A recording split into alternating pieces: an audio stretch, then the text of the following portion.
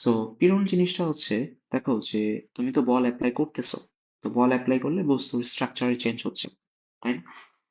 তো আমি যদি বলি এটা যদি আমাদের এল দৈর্ঘ্যের বস্তু হয়, তাহলে তুমি নিচের দিকে একটা বল অ্যাপ্লাই করতেছো, সেটা হচ্ছে এফ। তাহলে এটার দৈর্ঘ্যটা বৃদ্ধি পাবে। সো পরবর্তী অবস্থাটা হবে কি, এটার দৈর্ঘ্যটা এরকম বৃদ্ধি পেলো। সো এটার শেষ যে দৈর্ঘ্যটা সেটাকে আমরা বলতে পারি যে এফ। তাহলে এই যে তুমি দৈর্ঘ্য মানে একটা বল অ্যাপ্লাই করছো, যে বলটার কারণে এর দৈর্ঘ্যটা চেঞ্জ হয়েছে। সো এই যে একটা বল, এই বলটা আমাদের কিভাবে রিপ্রেজেন্ট করব ফিজিক্সের ভাষায়? তো দেখো যে আমাদের এই যে বস্তুটা, এই টোটাল স্ট্রাকচারটা তো অ্যাকচুয়ালি একটা ক্ষেত্রফল আছে। So, সেই ক্ষেত্রফলটাকে আমরা চিন্তা করতে পারি এ। সো এটা হচ্ছে আমাদের এ ক্ষেত্রফল বিশিষ্ট একটা বস্তু, ঠিক আছে? এ ক্ষেত্রফল বিশিষ্ট একটা বস্তু।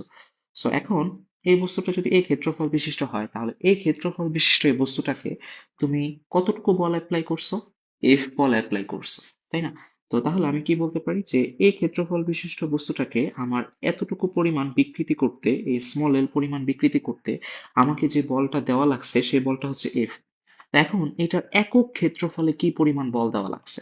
তো একক ক্ষেত্রফলে তাহলে কি পরিমাণ বল দেওয়া লাগছে? এফ ডিভাইডেড বাই এ। এটাই তো সিম্পল। তাহলে এই যে জিনিসটা, যে একক ক্ষেত্রফলে কোনো একটা বস্তুকে কি পরিমাণ বল দেওয়া লাগে তার বিকৃতি করতে, সেই জিনিসটাকেই বলা হয় অ্যাকচুয়ালি আমাদের পীড়ন। সো পীড়ন জিনিসটা বোঝা গেছে? সো এখন দেখো যে পীড়নটা যদি এখন আমরা বুঝতে পারি, এখন আসবে আমাদের বিকৃতি। সো আমরা পীড়ন বুঝতে পারছি। পীড়ন জিনিসটা কি? একক ক্ষেত্রফলে কোনো একটা বস্তুকে যে পরিমাণ বল দেওয়া লাগতেছে তাকে বিকৃত করতে, সেটাকে অ্যাকচুয়ালি আমরা পীড়ন বলবো। তো এখন কথা হচ্ছে বিকৃতিটাকে আমরা কিভাবে রিপ্রেজেন্ট করবো? সো বিকৃতি কি? এই যে আমি যেটা বললাম যে এটা শেপের চেঞ্জ হয়ে যাচ্ছে, শেপটা চেঞ্জ হয়ে যাচ্ছে, এটাই তো অ্যাকচুয়ালি বিকৃতি। সো এখন এইটাকে আমরা রিপ্রেজেন্ট করবো কিভাবে? তো তাহলে এখানে জিনিসটা দেখো যে এটার একটা ইজি সংজ্ঞা হচ্ছে বিকৃতি, যে এটা তো অ্যাকচুয়ালি একটা শেপ চেঞ্জ হয়ে গেছে, তাই না? তো শেপটা চেঞ্জ হয়ে গেছে, তাহলে এটা তো শেপটা ডিফারেন্ট ডিফারেন্ট হইতে পারে। সো ধরো যে কখনো আয়তন চেঞ্জ হইতে পারে, কখনো দৈর্ঘ্য চেঞ্জ হইতে পারে, এছাড়াও আমি অনেক কিছুই দেখবো, কখনো পাশ চেঞ্জ হয়ে যেতে পারে। সো তাহলে এই যে ডিফারেন্ট ডিফারেন্ট শেপ, প্রত্যেকটাই কিন্তু এক একটা বিকৃতি। সো ইন জেনারেল এটা যেটা, এটাকে যা বলা হয় যে স্থিতিস্থাপক সীমার মধ্যে তুমি যদি কোনো একটা বস্তুকে স্থিতিস্থাপক সীমার মধ্যে কোনো একটা বস্তুর প্রতি একক দৈর্ঘ্যে,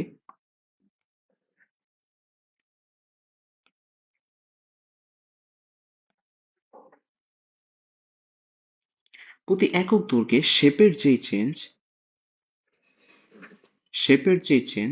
সেটাকে বলা হবে বিকৃতি, ঠিক আছে? তো তাহলে আমরা কি পেলাম? স্থিতিস্থাপক সীমার মধ্যে কোনো বস্তুর প্রতি একক দৈর্ঘ্যে শেপের যে চেঞ্জ সেটাকেই বলা হবে অ্যাকচুয়ালি আমাদের বিকৃতি। তো তাহলে সিম্পল এই এক্সাম্পলটা থেকে আমি দেখো যে আমাদের টোটাল দৈর্ঘ্যটা ছিল কত? ইনিশিয়ালি টোটাল দৈর্ঘ্যটা ছিল আমাদের এল, তাই না? সো এল দৈর্ঘ্যের কোনো একটা বস্তুর যদি শেপের চেঞ্জটা অ্যাকচুয়ালি হয়ে থাকে আমাদের, কতটুকু শেপের চেঞ্জ হয়েছে? এই যে স্মল এল, তাই না? সো তাহলে এখানে একটু ভুল লিখছি, এটা আমাদের অ্যাকচুয়ালি ক্যাপিটাল এল। ওকে, সো ক্যাপিটাল এল দৈর্ঘ্যের কোনো একটা বস্তু শেপের চেঞ্জটা হচ্ছে অ্যাকচুয়ালি আমাদের স্মল এল। তাহলে আমাদের একক দৈর্ঘ্যের বস্তুটার শেপের যে চেঞ্জ সেটা হবে কি? Small L divided by capital L. এই যে জিনিসটা, এটাকে অ্যাকচুয়ালি বলা হয় বিকৃতি, ঠিক আছে? সো আই গেস যে বিকৃতি জিনিসটা বুঝতে পারছো। তো এখন আমরা যদি এই জিনিসটাকে নিয়ে যদি আরেকটু পড়াশোনা করি, যে পিওনের কনসেপ্টটা। সো দেখো এখানে, তো আমরা কি পেলাম? পিরন ইকুয়াল টু হচ্ছে এফ বাই এ। পিরন ইকুয়াল টু হচ্ছে আমাদের এফ বাই এ, ঠিক আছে? তো তাহলে এইটাকে তো অ্যাকচুয়ালি চাপও বলা হয়। তাহলে আমাদের কথা হচ্ছে যে চাপ আর পীড়নের মধ্যে পার্থক্য কি? চাপ আর পীড়নের মধ্যে পার্থক্য কি? ঠিক আছে? তো তাহলে দেখো যে আমরা এখান থেকে এই ফিগারটা নিই। তো দেখো আমি নিচের দিকে একটা বল অ্যাপ্লাই করতেছি, সেই বলের মানটা হচ্ছে অ্যাকচুয়ালি আমাদের এফ। সো এটার প্রত্যয়নী বল আছে, আমরা জানি সেটা হচ্ছে অ্যাকচুয়ালি আমাদের F R divided by F. Okay, so এখন আমাদের পীড়ন কি বলে আর চাপ কি বলে? আমাদের পীড়ন বলে যে এখানে যে রিস্টোরিং ফোর্সটা তুমি পেয়েছো, সেই রিস্টোরিং ফোর্সটা ডিভাইডেড বাই এ, এটা হচ্ছে আমাদের পীড়ন। আর চাপ বলে এজেন্ট কর্তৃক যেই বলটা অ্যাপ্লিকেবল হয়েছে সেই বলটা ডিভাইডেড বাই হচ্ছে আমাদের এ। কিন্তু মানগত দিক থেকে আমরা জানি এই দুইটাই সেম হবে। কেন? কারণ হচ্ছে আমাদের যেটাই এজেন্ট কর্তৃক প্রযুক্ত বল সেই পরিমাণ বল অ্যাকচুয়ালি আমরা প্রত্যয়নী বল হিসেবে পাইতেছিলাম। সো দ্যাটস ওয়াই হচ্ছে আমাদের মানগত দিক থেকে মান যদি চিন্তা করি তাহলে অ্যাকচুয়ালি আমাদের পীড়ন এবং চাপ দুইটাই হচ্ছে অ্যাকচুয়ালি আমাদের সমান। কিন্তু ডেফিনেশন বাই ডেফিনেশন ডিফারেন্টটা হচ্ছে যে আমি একটা প্রত্যয়নী বল পাচ্ছি পিছন দিকে, সেটা হচ্ছে অ্যাকচুয়ালি আমাদের এফ আর। এই এফ আর ডিভাইডেড বাই এ, এই জিনিসটাই হচ্ছে অ্যাকচুয়ালি আমাদের পীড়ন। ওকে। আর আমাদের চাপ জিনিসটা কি? এই যে এফ আর বলটা আমরা অ্যাপ্লাই করলাম এর বিপরীতে একটা যেই হচ্ছে পিছন দিকে, সরি, এই যে বলটা আমি অ্যাপ্লাই করলাম সেই বলটা কি অ্যাপ্লাই করছে এজেন্ট। তো এই এজেন্টের একক ক্ষেত্রফলে কি পরিমাণ বল অ্যাপ্লাই করছে সেইটা হচ্ছে অ্যাকচুয়ালি আমাদের চাপ। তো চাপ আর পীড়নের মধ্যে আই গেস যে ডিফারেন্সটা বোঝা গেছে।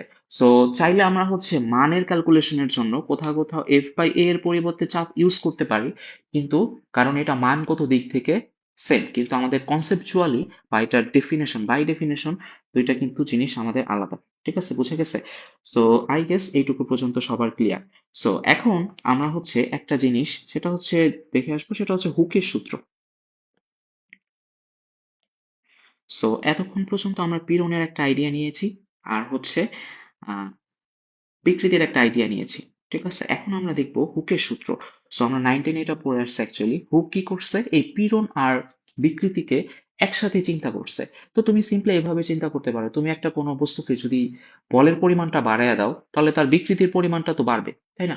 আবার যদি বলের পরিমাণটা কমায় দাও তাহলে বিকৃতির পরিমাণটা কমবে। তাহলে এখানে আমি কি বলতে পারি যে তুমি বল বাড়াইলে বিকৃতি বাড়তেছে, আবার হচ্ছে বল কমালে বিকৃতি কমতেছে, তার মানে জিনিস দুইটা কি সমানুপাতিক না? তো হুক এটাই বলছে যে স্থিতিস্থাপক সীমার মধ্যে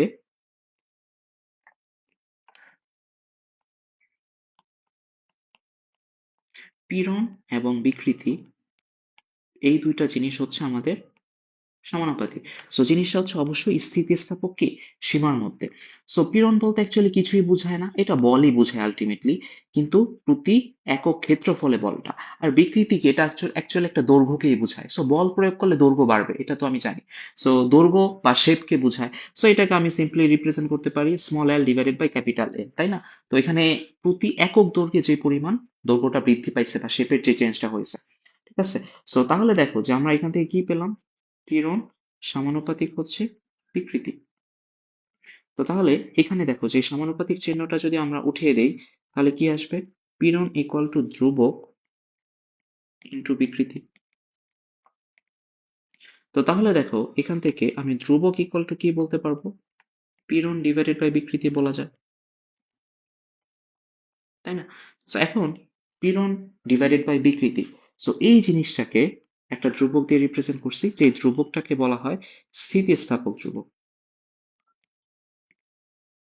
আই গেস যে বুঝতে পারছো। ঠিক আছে। সো এইটুকু ছিল মোটামুটি বেসিক কনসেপ্ট।